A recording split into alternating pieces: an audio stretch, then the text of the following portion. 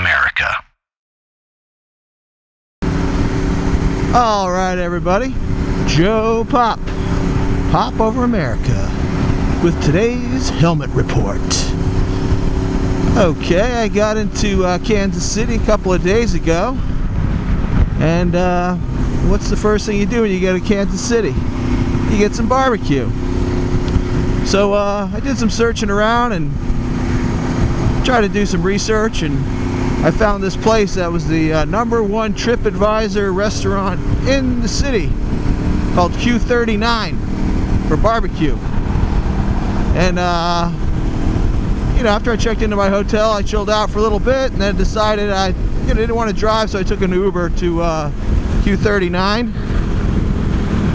And then I ate there. I was expecting better, being the #1 rated restaurant out of the 1,150 restaurants in Kansas City. It was okay. The ribs weren't, they were like the meat was falling off the bone, which isn't really the proper way to prepare a rib. You should have a little bite to get it off the bone. And the sausage was okay. You know, everything was just kind of okay. It wasn't like, it was good, but not knockout good.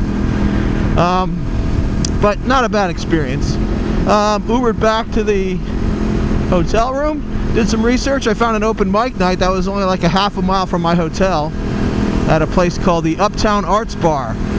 And so I checked out the Uptown Arts Bar, got there, time for the open mic that started at 9. I played second, and it was a really great experience. A really funny host, Maggie, was there, and you know, introducing everybody, and it was a very laid-back kind of thing. The sound guy, Gray, was very nice, and a bartender, Taylor.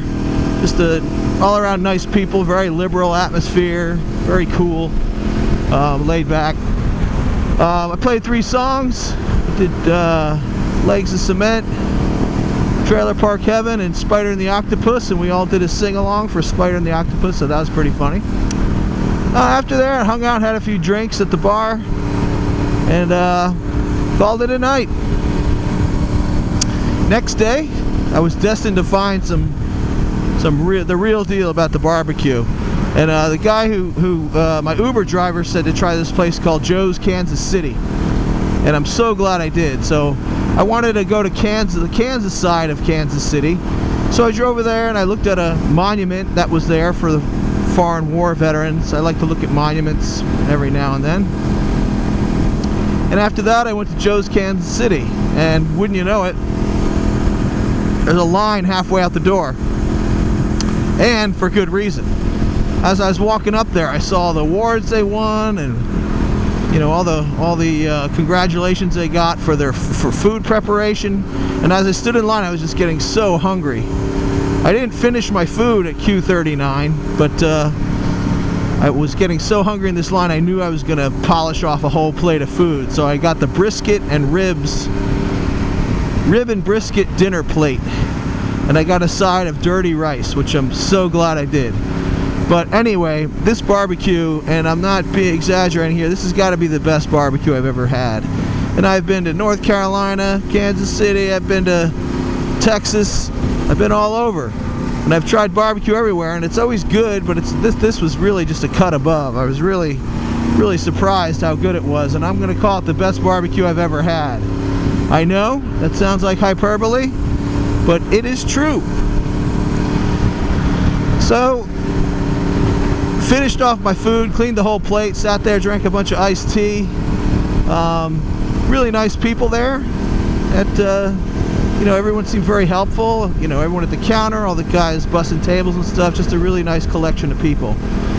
And headed back to the hotel, rested up some more, did a little computing work, and was going to try a different bar. So I tried this place called Chez Charlie. I think that's what it was called.